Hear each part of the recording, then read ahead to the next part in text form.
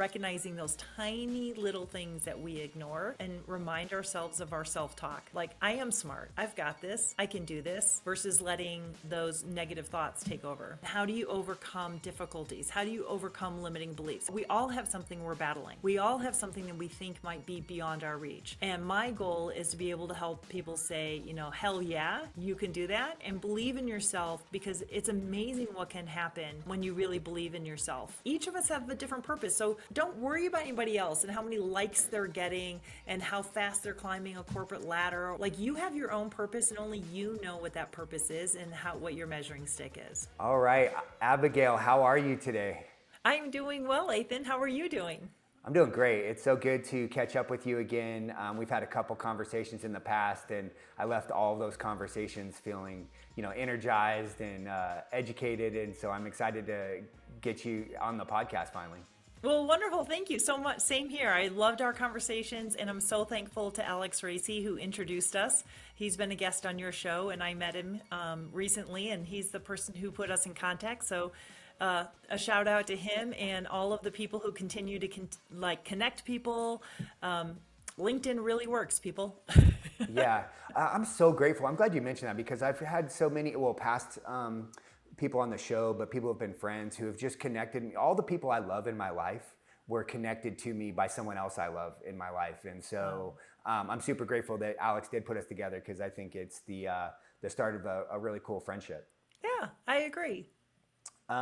Well, great. Well, for all of our audience, of course, we're going to share stuff about you in the show notes, but it's always cool to kind of hear your story from you. So I'd love for you to just kind of introduce yourself. Wonderful. Well, thank you. I know this is a heavy military community that you serve and speak to. So one, thank you for having me on board. I am a proud mom of U.S. Marine kids. Not only is my daughter, who took first place at boot camp but became HMX1, but her husband, he has joined our family. He's also a Marine, as well as my son. And I work primarily in the military and veteran community. I coach one-on-one special operators on mindset and during their transition out of the military into civilian world.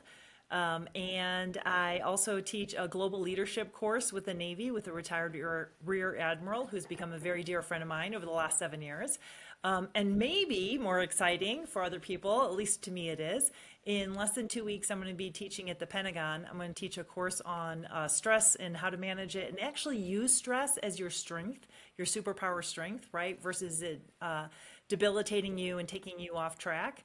So I'm going to teach that to a general and about 50 of his teammates. That's so interesting. So using stress as a superpower is what you said. Tell me a little more about that. Well, stress can be one of those things, like an athlete, you can use it to gear yourself up. You're tired, but you're going to go one more at bat.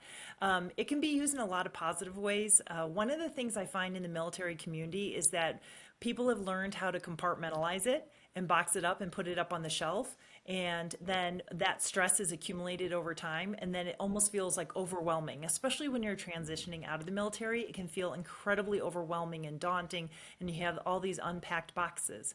But if you can regulate stress and you can recognize it, that's the first thing I talk about, recognizing it as an ABC. And the A is an all body scan. So you being a total physical fitness guy with your gym and all the things that you do, I'm sure you run through a scan from your head, through your jaw, down your neck, like where's the tension, where is it? And I help people recognize it and then use it as fuel. So instead of being at 100, where all of a sudden now you're angry or mad or lost your composure, you can recognize it when it's small and then do a think, say, do skill is what I call it, to empower yourself to use it for positive. What's an example of a think, say, do skill? What's something that you would have someone do? Yeah, there's lots of them. So I study everything from Harvard to up in Boulder, some woo-woo people, right? But there's music is a great way to rethink your mood or your stress level. So if you have a happy playlist, I recommend that. Brain science says that the music that we all loved when we were in our teens and early 20s, it registers deeper in our brain and it brings more happy hormones out. So there is a reason why music keeps looping back over time. But binaural beats, you can listen to things like that. You can do a sound bath, anything to get the brain instead of that stress mode. And I call that the crocodile. That's kind of your limbic system, your amygdala, back to like your executive functioning, what I call the owl. So you can do breathing, you could go do a hard workout, you can stand outside and soak up some vitamin D, you can call a friend, like you could pick up the phone and call me, and reframe something. You can use music, you can use visualization, EFT. There's hundreds of different modalities out there. And I always recommend people pick one to start with and start using it when you start feeling stressed. Because, when we get stressed, that's not when we do our best thinking. So have a Yeah. go-to resource that you use. I love that. That's actually pretty in line with something that I coach people on, and the idea is that when you're going to feel something in your body, you're going to be able to kind of notice it, and a lot of times it's like people shove that down, or they don't pay attention to it. But taking a proactive approach to almost like having an outlet for that it's powerful, and then feeling like then you're feeling you have confidence in it. I have a skill, or I have a tool that I know that when I feel like this, I can apply it. Yes, absolutely. And like when you're talking about that confidence, some of the guys that I've coached, even though they've done briefings at some of the highest levels, some of them will turn bright red or start sweating. I'm like, okay, that's not a good sign when you're interviewing for a job. Sweaty palm, sweaty forehead, and you turn bright red. And so when we figured out what the root of the stress is, then that's part of purple threads, what I teach. But when you realize that's happening, don't wait until you turn red. That's where I want you to find it when it's back at like maybe a 40 versus an 80 out of 100, right? So maybe you have a little like upset stomach. A lot of times people won't know what a physiological response is. I can see you nodding your head. You know what it is. Yeah. But most people will be like, I don't have one. And I'm like, Yeah. you're human. You have one. You just don't know what it is. And so recognizing when it happens in a small scale, like maybe you have butterflies in your stomach, long before you get sick to your stomach about getting up on a stage talking, right? Like recognizing those tiny little things that we ignore, and then we can gear ourselves up and remind ourselves of our self-talk, right? Like, I am smart. I've got this. I can do this, versus letting those negative thoughts take over. Yeah, and I think there's something to what you're saying too. It's like, okay, it's like recognizing it and then having an ability to kind of regulate it a little bit. But then there's also the almost like developing the courage to once I know it's there and I've regulated it. Now having a form of courage to kind of confront it, like to confront it head on, like not feeling like I need to avoid whatever is causing this issue. I completely agree with you. And that's where I mentioned an ABC plan, right? So the A is an all body scan. Like, where am I feeling it? I normally, when I'm stressed, I feel it in my jaw. Like, am I feeling it? Oh, it's slightly tight. Okay, that's good to know. And then I move to B of brain. What are you thinking? Because brain is telling you something. It's telling you you're not good enough, it's not smart enough, not fast enough. You've never been talented enough with numbers to run a company. You're not really that great. Look at all the people around you who are doing amazing things. You've just been doing your job.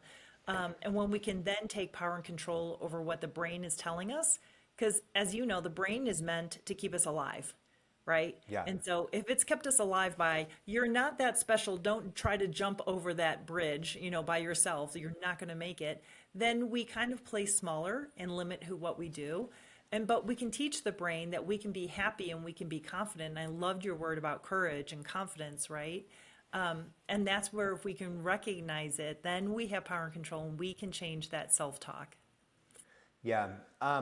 So I'm also intrigued by, okay, so somehow you got engaged by the Pentagon to talk to 60 members of that group. How did that come about? And is this pretty much the content of what you'll be talking to them about, or is there some more to it? Well, I always like, what are people's needs? What are your concerns? What are you facing? So I have the content. The foundation of the work I do is purple threads, which is limiting personal thoughts. There's a whole definition to it, but that's enough for now. The adverse spiral, how do we prevent stress from falling all the way down the adverse spiral with the bottom of it being suicide? And then think, say, do skills. So yes, they found me on LinkedIn. They saw some of my posts, and he had been tracking it for a while. And when this came up at a Pentagon survey that they took about stress being super high, he's like, I know who I want to come in. And I'm super Amazing. excited and delighted. Didn't think this would ever happen. So anybody out there who's looking to transition, believe in yourself, go after some crazy things. I started this, my second company, 7 years ago, just because my son told me to. He's like, Mom, when I leave, you're going to tank as an empty nester.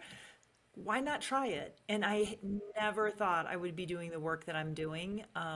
And having, a general of the Pentagon say, hey, are you going to be available? We want to hire you to come talk to our team. Yeah, well, I think your story is a super cool story. It's one of, you know, I think the idea for me, and what I'm always trying to help anyone I talk to about, is like finding that thing, that unique ability that you have, Yeah. and finding a unique ability that you love, that you would just do all the time. Like if all your needs were met and all your bills were paid, you would just do this all the time, and then find a way to make a living doing it. And to me, when I see you, I've listened to a lot of your podcasts, I've watched your videos, and really read everything. And what I see is somebody who's really operating in that kind of like sphere of excellence. Like you just found your sweet spot. Yeah, thank you. And it certainly wasn't overnight. Never is. So thank you for investing all that time. Everybody's time is so valuable and limited. Thank you for investing in it. Yeah, my son knew my backstory, obviously, and everything. And for those of you who don't know what we're talking about, I've had to overcome a lot of challenges and trauma in my life, from childhood abuse by both my parents, to finding my husband of 10 years, who's a closet gambler and went through all the money and then left me with the debt and a 5-year-old and a 2-year-old, to some other really traumatic things. And what I am passionate about is helping other people thrive. Right? And how do you overcome difficulties? How do you overcome limiting beliefs? How do you overcome we all have something we're battling, right? All have something that's maybe holding us back. We all have something that we think might be beyond our reach. And my goal is to be able to help people say, hell yeah, you can do that, and go for it, and believe in yourself, because it's amazing what can happen when you really believe in yourself, right? And so, like, my son was severely dyslexic, and his second grade, couldn't read as a kindergartner. And now he's been intel with infantry for 6 years, and now he's intel at Mar 4 Cyber. So, I did not get the job because of him being at the at the Pentagon and NSA. I just want to say It's okay if you did. Yeah. It's No, all I about your didn't. network. I didn't. But it is really true that you can make anything out of your life. We have the power of choice. It sounds a little trite to say choose to thrive. I definitely have really struggled. I've definitely been in the pit of PTSD. I've definitely had hardships and continue to have some purple threads that pop up. But you find good people, you listen to podcasts like yours, you surround yourself with people who believe in you, and it's amazing what happens when you do. Yeah, I think there's at least 3 or 4 things that you just spoke about that where we have a lot of alignment about. One of them was the word I was thinking was self-actualization.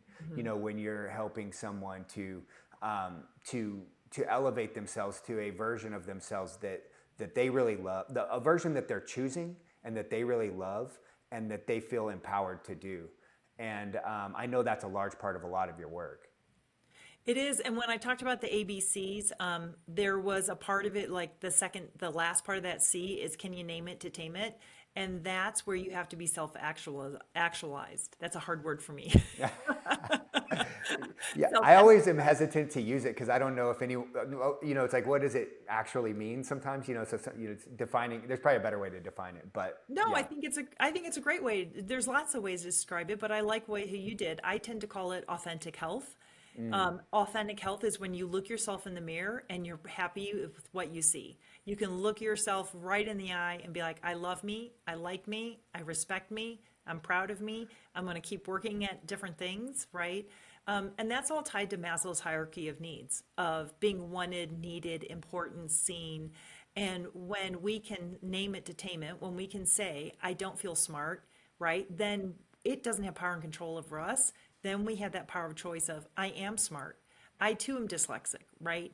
And so for the longest time, I didn't think I was smart at all. In fact, I thought it was stupid and dumb. And then it was like when I started building all this curriculum and I took my education and wove it into my life experiences, I'm like, I'm really brilliant.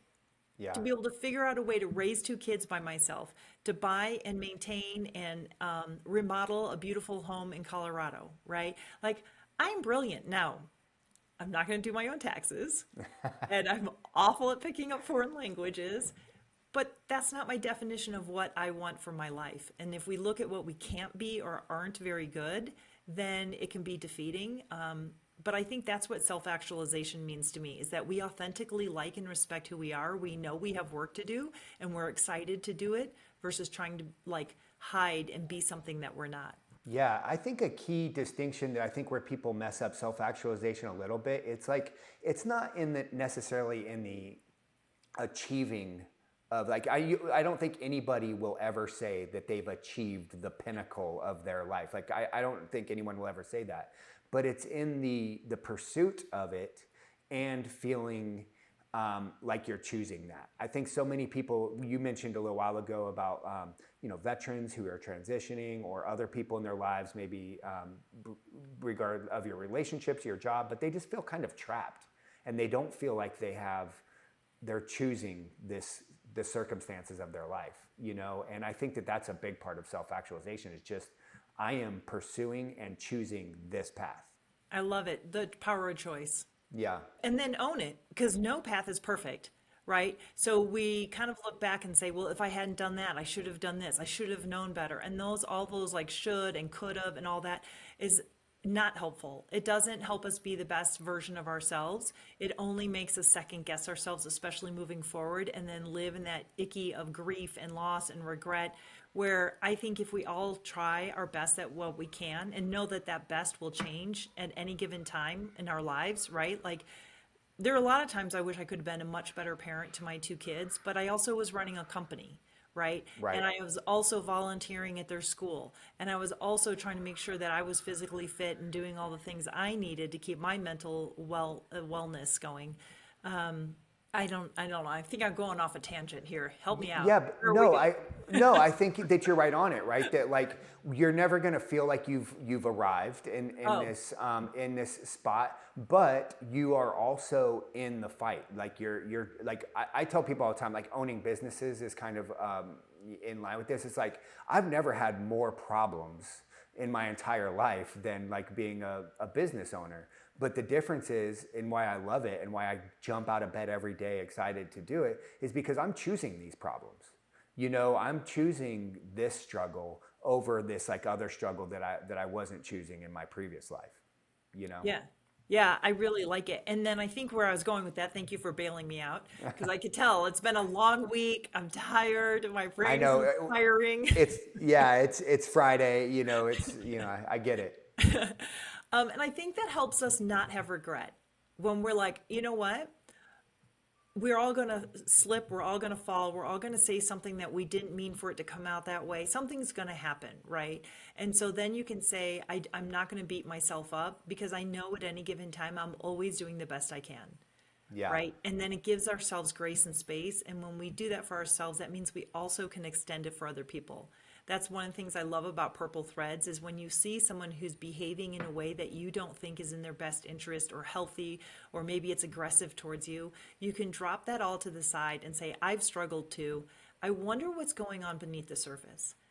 And Purple Threads helps us in all, when we're interviewing in a job, understanding where the other person's coming from. It helps us in friendships. It definitely helps in marriage and relationships. And it absolutely helps in parenting, trying to figure out what's happening in their world, because their little world growing up is very different than the world that I grew up in. I didn't have social media. I didn't have a cell phone. I didn't have all this stuff that when my kids, they're older adults now, but when they were kids that they had. So that compassion and that understanding for others as well as for ourselves. Yeah, you've mentioned Purple Threads a couple times, and you defined it. You mentioned that it was a brief definition of it, but you said limiting self-beliefs. What more? Because I think a lot of people are going to hear you say Purple Threads and not know exactly what you're meaning. Can you tell us just a little bit more about it? Yeah, and it was mainly for that reason, so people can go, wait, what? What is that? Wait, I got it. Yeah, I need to look into this. I've never heard this before. And then they get into it and they're like, oh, I get where she's going. So purple, I named them Purple Threads for a couple of reasons. Purple is the color courage, and it takes courage to look within to think, why do I think this way? Is this normal? Is this healthy? Is this going to benefit me? Why does that person think that way? Why don't they think like me, right? And threads, because my mom was a knitter, and there's 5 forms of abuse. There's emotional, verbal, physical, sexual, and financial. I learned the first 4 from my parents, and the 5th, as you now know, from my ex-husband. What I couldn't understand, the hardest for me to overcome, was the mental and verbal that my mother was really, really gifted and talented in. And it was like she was weaving in a sweater, and all these limiting beliefs that when I looked down, I believed it. I didn't think I was purple. I knew I was purple, right? And so if you look at the science, I'm not a scientist, I'm not a psychologist, but I've read a lot, and they'll say the brain and the safety of what the neural pathways in the brain start developing by the age of 8. Some say 5, some say 3, but that like how the world is really going to treat you and how are you going to be able to survive in the world. And so if a lot of things happen to you under the age of 8, most of us don't remember them. I happen to remember standing in my bedroom mirror at age 8, specifically looking in the mirror, looking at myself saying, this ends with me. Right. And so how does that development happen? And so purple threads is like something that happens and people think, I've always been this way. It's like, well, yeah, but maybe that's not the best you possible. So the whole definition of purple threads is limiting, and think PT, and there's a lot of reasons behind stuff, but none are my kids and people like you who've done a lot of PT in their life. You have to do the hard work Gotta to do get it. the results. You have to physically train.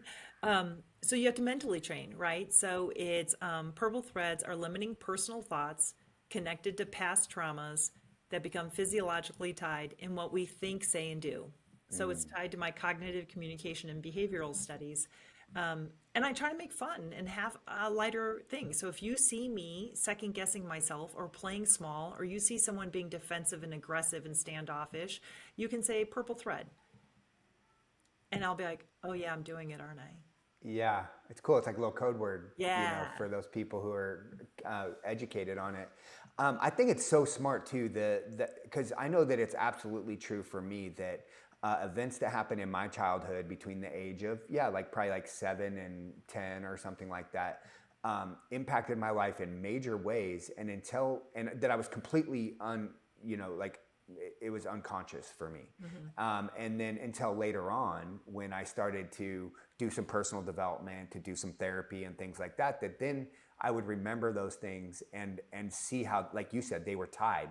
There was a thread connecting all these behaviors and all these thoughts and all these ways of being, which I did not, which were not serving me in positive ways. So I think it's just such a smart way that you help people to see these, name them and claim them, and then do something about them, which is Yeah. what I think everybody needs. And then flipping them over to the powerful I am, right? So instead of thinking I am dumb and I am not smart, and here I am running a company and raising kids, if I could have been like, I am brilliant, I will do this, I would have been calmer and happier, right? And so that's Right. what I help and hope that people will know is like how to be able to flip it over to the positive side of it. Like, I am brilliant, I am smart, all these different things. And what I like about it too is I don't believe in victim mentality. I don't want to be there. I've never seen anybody who thrives when they're living in the victim mentality in that crocodile mode, right? It is hard, and it's so much harder though. It's hard to climb up and be the owl and have that forgiveness, and then turn around. An Air Force cadet, when I've been a national symposium speaker at Air University and at USAFA, the Air Force Academy, and I've also been a guest instructor. And one of the most profound things is one time a cadet stood up and said, ma'am, are you telling us we're supposed to be grateful for the trauma in our life? And I'm like, ooh, that's a tough one, isn't it? Yeah. And I said, How'd I you know. answer that? Yeah. I said, not when you're in it.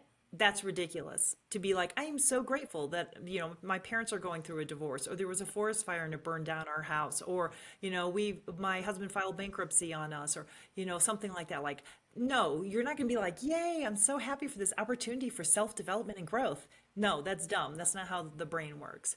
And I said, but when you walk, and I walked across the stage and I said, but when you're over here and you've done the work and you've identified the problem and you have forgiven the reasons for it, sometimes it's just like hurt people, right? Yep. Then when you have gratitude, because now you're stronger, you're smarter, you're kinder, you're wiser, you're a better protector, you're a better provider because of the experiences you've been through, then yes, I am grateful. And I told the cadet, I said, before I did this Purple Threads curriculum, at that point, it was like 5 years ago. I said, before 5 years ago, I had never told anybody about any of my childhood. I had never told anybody about why I got divorced, right? I had never told anybody about any of these different traumas that I'm sharing because I didn't think anybody would like me, right? That was my purple thread. I didn't think people would like me, right? So Yeah. then you compromise your needs because you want people to like you. So there's so many ways that purple threads tie in to our behavior.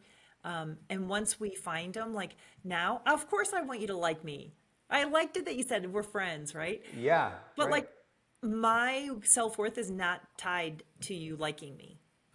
And that's where I think self-actualization happens, where it's it's going to be okay. I know in me, I believe in me, I like who I am. Yes, I'm working on things, but I'm not dependent on other people's approval of me. Yeah.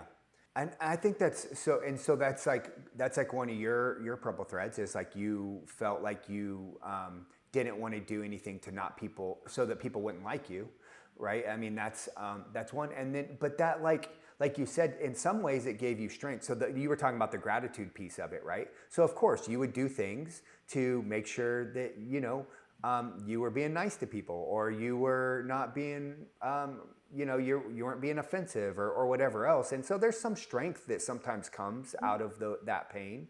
Of course, you don't wish that you didn't have the pain, but you learned some skills in that process. And there is a good reason to be grateful for that at some point, right? I totally agree. And I think pain can help us find your purpose. And I Yeah. find that in transitioning veterans, right? Like what was the pain? Because it is a pathway. Like my pain is really my purpose. One of the things I really want and I work on when I'm coaching is how do you be a great person with all the hats that you wear? Not only transitioning out of the military, but as a spouse, as a parent, as a daughter or a son, right? As a neighbor. You can take your pain and make it your purpose, and then you're absolutely unstoppable.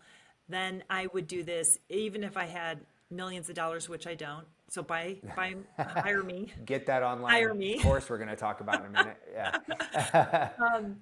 But it can be really the passion project that you have. And so I do that for the fellows. Like, what brings you purpose? What makes you fired up?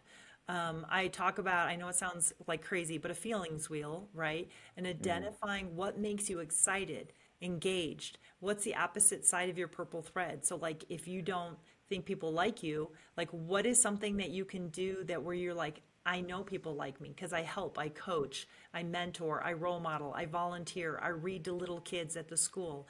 It's amazing how much more power we have over our lives and our happiness than what we realize. Yeah, and I think you were talking about something a second ago that kind of reminded me about finding your purpose or finding I tell I have a lot of friends who struggle with PTSD and depression and the related symptoms. And one of the things that I say to them, and look, I'm not a doctor or therapist or anything like that either, but I struggled with these things myself. And one of the things I say to them, and so I kind of want to get your reaction to this, maybe you can help me refine this advice, but what I tell them is what my opinion of depression of a lot of time is I'm thinking about myself a lot. It's like I have this pain, this hurts, I'm just kind of very insular and thinking about that pain.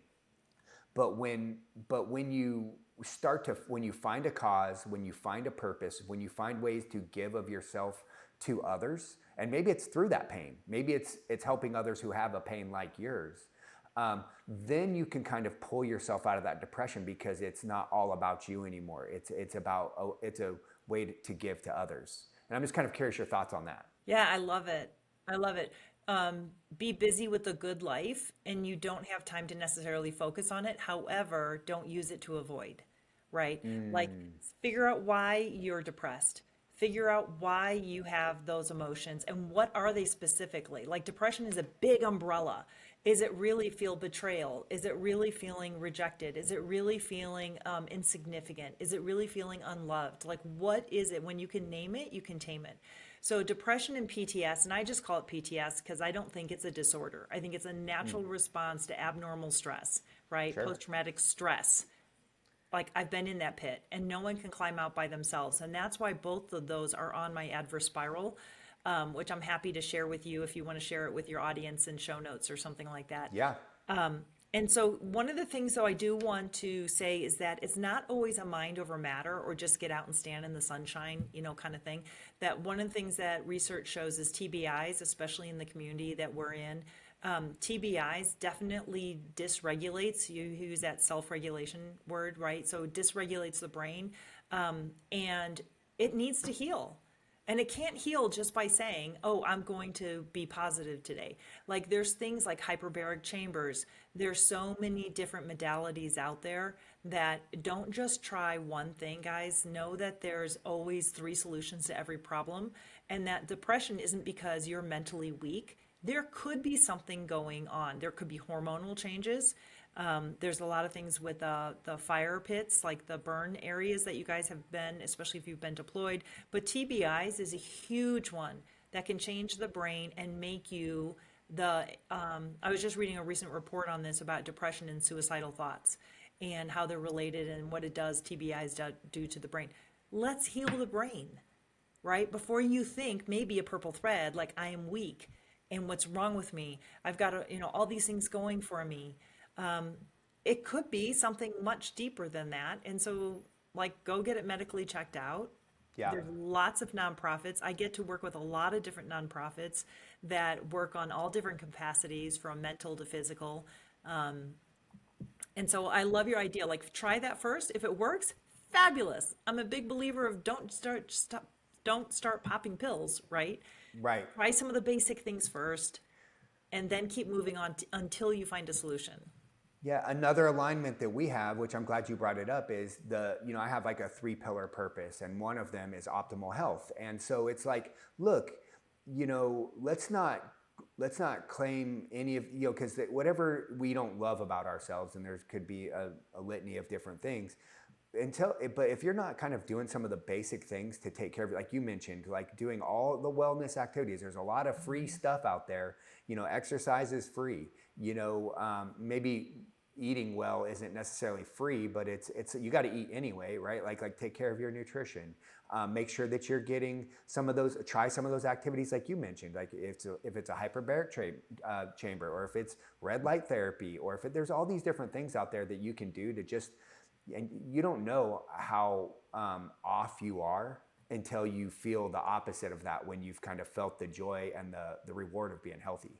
Yeah, I love that. I love your different pillars that you focus on, and putting yourselves at first as a priority is often another purple thread, right? So let's go back to that one, which I don't really struggle with, to be honest, anymore. I mean, I want people to like me, but if you want people to like you, you're going to serve them first. You're going to take care of their needs first, right? So it feels selfish. It feels awkward. It feels needy. It feels broken. It feels greedy. It feels weak. No, but we have it kind of, especially in a strong culture, of not doing what should be every day instead of self-care. I don't know, maybe Ethan, we can come up with a new name versus self-care, like I don't know, strong person care. I don't know. Something that sounds cooler. Yeah, something that sounds cooler and more drink your water, do your whatever. And that's why I'm pick 3 that you need to do. So when people start working with me in coaching, I have them answer 64 questions, and they're all over the board. But one of them is, what do you need to do every day?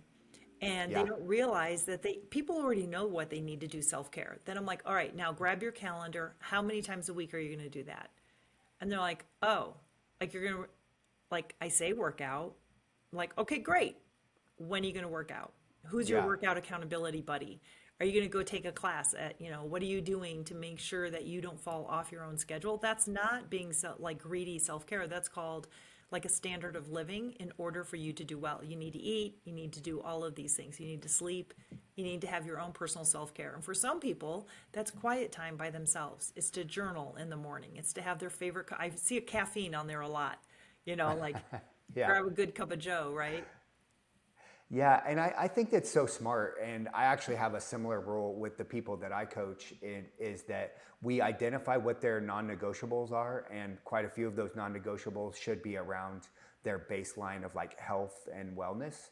and I hold them accountable to. That's one of the things, because it's like you can't expect to resolve these really hard, difficult things in your life if you're not just doing the basic things to just be in a good place to tackle the hard stuff. And so I drive a really hard line on that. That's cool. I like it. Yeah. And one of the things that I think is a superpower skill in this community is humor. You guys have the worst humor at the worst time. Yeah, And true. it's perfect. Humor is a Yeah. great way of rewiring the brain. The brain, when it's thinking stress and fear and doubt and trying to keep you alive, is not feeling happy. Anytime you can do something to get dopamine and oxytocin from having, community and all of that, it is great. So get an app on your phone. Listen to podcasts that make you laugh. Hopefully, we made some people laugh tonight, or whenever they listen to it. Watch your favorite shows. Have a punchline that you use for everything. But humor is one of the best ways and quickest and freest ways, right? No cost there, to get Yeah. our brain back into a happy. And then when we're happy, we're back in that owl state and we can make those decisions, those non-negotiable decisions don't feel so hard. Yeah, I think that's really smart, and I actually hadn't really thought about that a lot. But I know that a lot of us who've been deployed multiple times sometimes got through a lot of that through humor, And yes, we have a sick sense of humor sometimes, but even not that. Like I used to, on deployment, if I wasn't out on a mission, I would binge watch comedy shows. Like if I was just sitting back in my hut or whatever, because and that kind of got me back regulated for the work that you were there to do. You Yeah. know?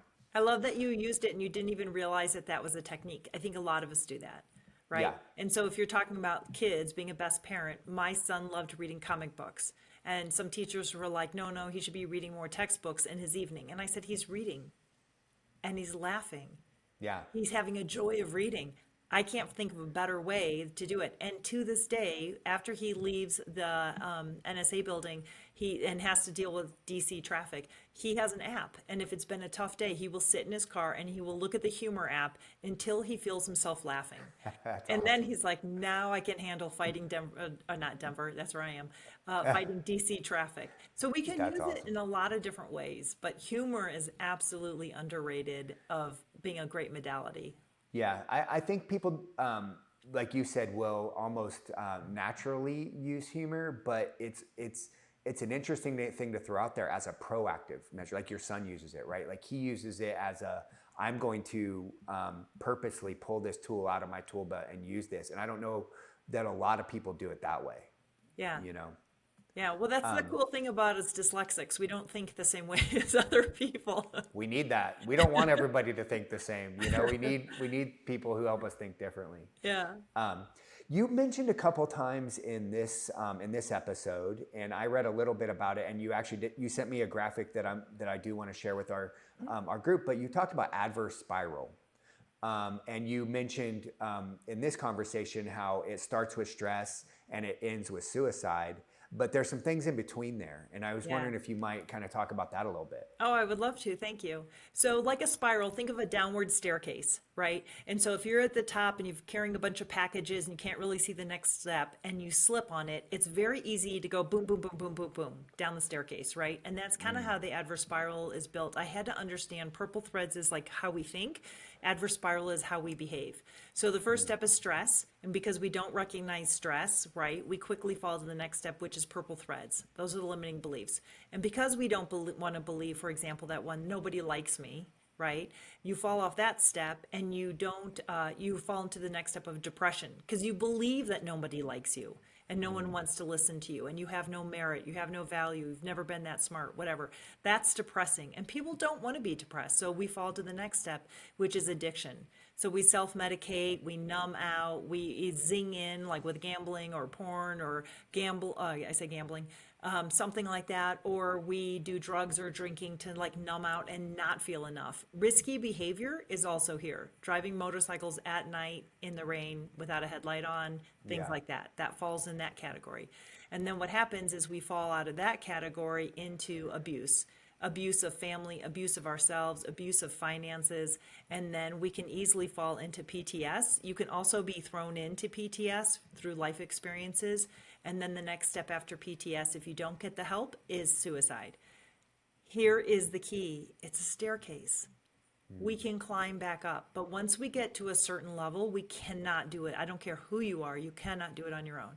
I could not have gotten out of the PTS step by myself. And so all we need to know is that we are strong and we are brave, and there's millions of people and organizations out here that care about you and will help you climb back up. And that is an act of strength.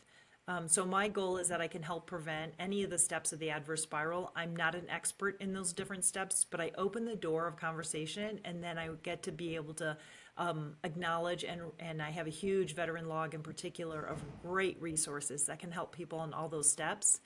And so that's the adverse spiral in a nutshell. I love that. It's so well thought out. It's like, and I love the, as you were saying it, I had a visual, right? Like I fell off this, and because I have personally fallen off some of those steps, I could almost see the pathway and get a vision of it.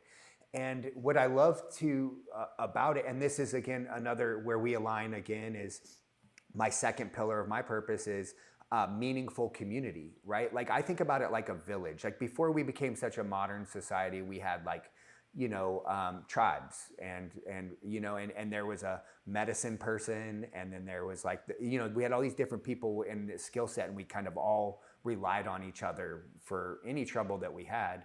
And I love how you mentioned that, right? Like getting the people around you, like thinking about your doctor and thinking about your therapist and your coach and anybody else in your life as a part of your meaningful community is what's going to help you to kind of climb your way back up those stairs. I 100% agree. I love our alignment, and we just use different language, right? Which is wonderful, because then people can hear it. I have to hear something a couple times before I get it. And so for me, the prevention of the adverse spiral is three P's. First is positive mindset, which we've talked about, and how do you have a positive mindset? How do you view yourself? The second one is what you just talked about, people. It's unity, knowing who are the people around you and really looking. There's a lot of grooming, there's a lot of gaslighting, there's a lot of users. Like being able to see people with a balanced perspective of, is this person as invested in my well-being as I am in theirs, versus like, well, I'm always doing everything for everybody else, right? And then the final P is purpose. And it's not like you said in the beginning, exactly, like it's not like you obtain it and I'm done. It's the pursuit of purpose. Our forefathers talked about pursuit of happiness, right? The pursuit of purpose. Like, how can I make a meaningful difference in this world where people can love not only each other, but they can love themselves? That's the world that I want to help build, and not build, it's already here. That's the one I want to help strengthen.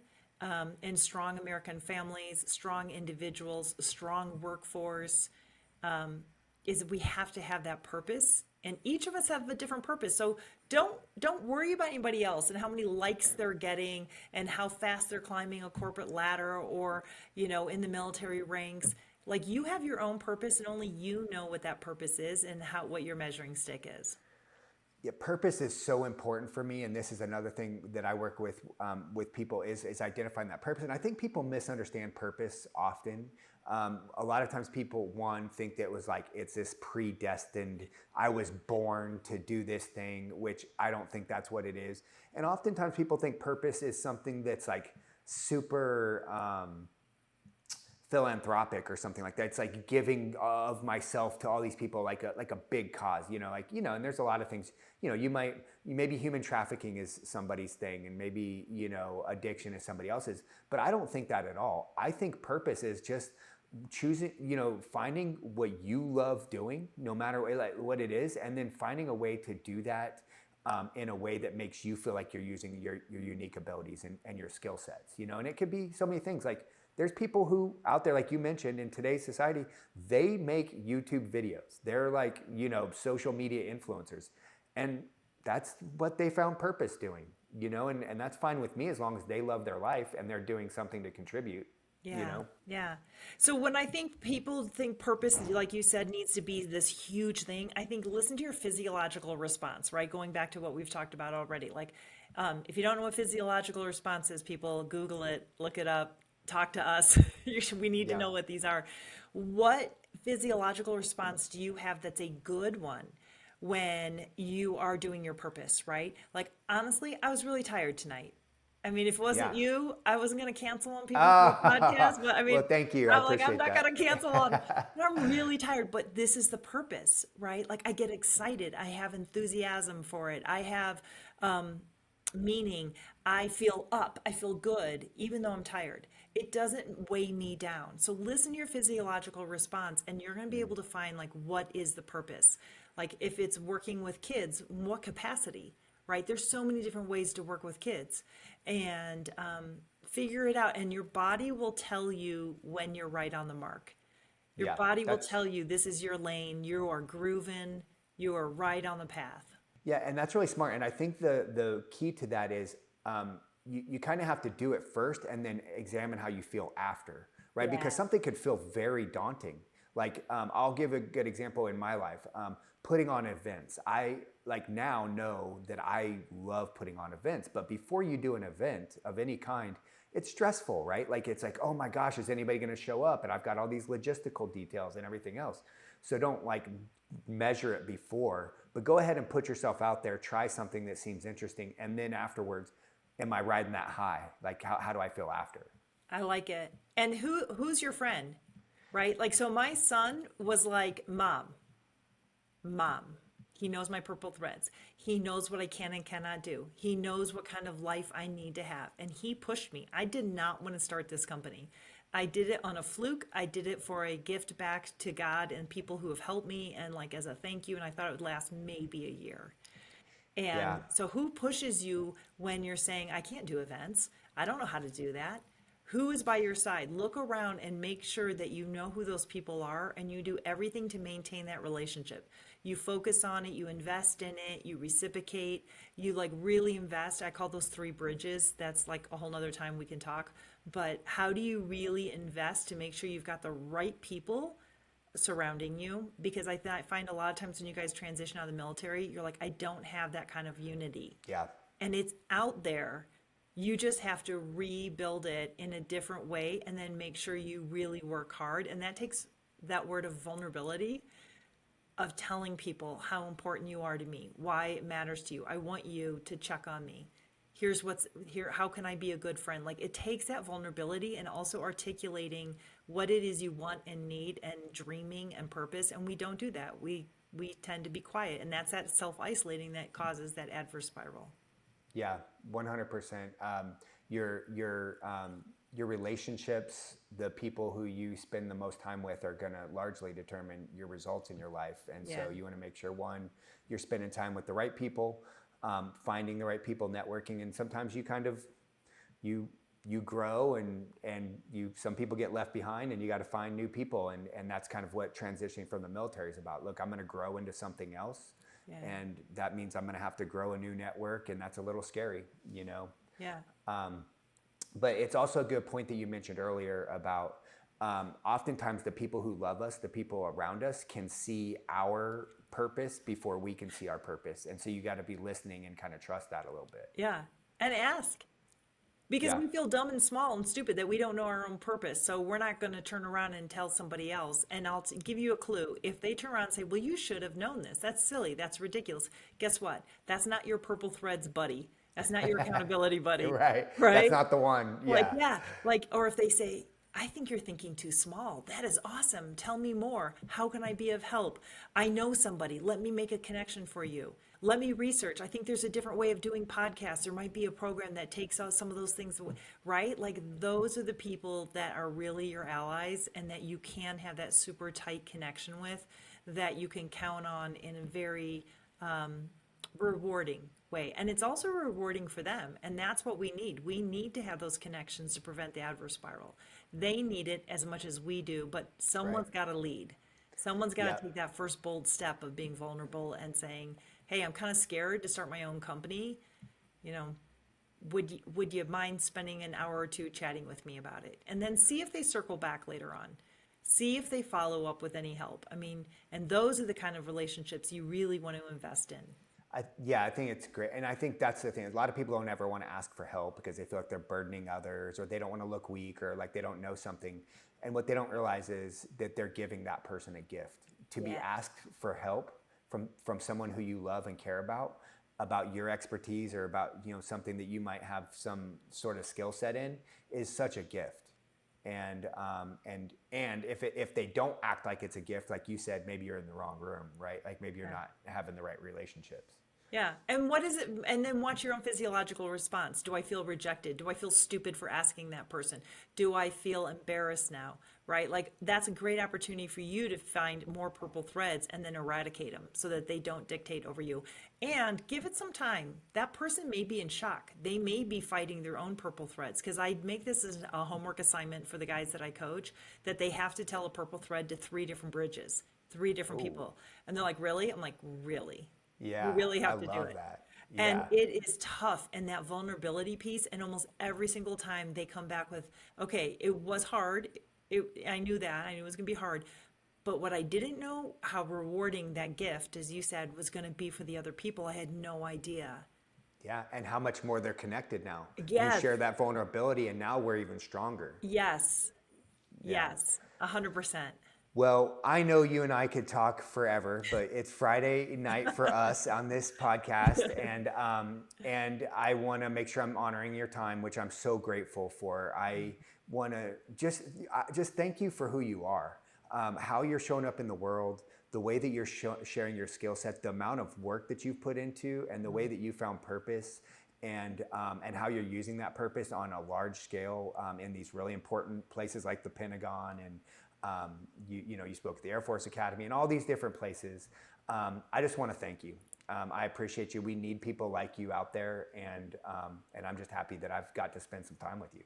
Oh, thank you. That like fills my bucket, like to be appreciated. And I feel the same way. I really admire what you're doing and this extra effort you're doing to disseminate information so that other people can be strong mentally and physically, and all the different 3 pillars that you talk about. I'm delighted that I can call you friend. I'm delighted to be on your podcast, and I'd like to really encourage anybody listening to keep reaching out, like reach out to both of us and connect. We have amazing people in both of our communities, and they just keep growing and growing. And thank you for allowing me to be on your show. Yeah, because sometimes people never read the show notes, but they listen to the show. Since we're speaking about reaching out, what are some ways that people can get a hold of you? Oh, wonderful. Thank you for asking. Yeah. So my website is my name. It's AbigailGmanning.com. So AbigailGmanning.com. If you don't have the G in the middle, you get Peyton Manning's sister-in-law. So So you got to throw that G in there. It's also the same way you can find me on LinkedIn. I do postings there. If they want to go on the website, they can see my online video course. They can see some of the speaking events I've been. They can see a video. They can sign up for a free newsletter if they would like to get some insight and tips in their inbox. I'm pretty pathetic about sending it out, so trust me, you'll only get one a month. You won't, you won't No be- spam.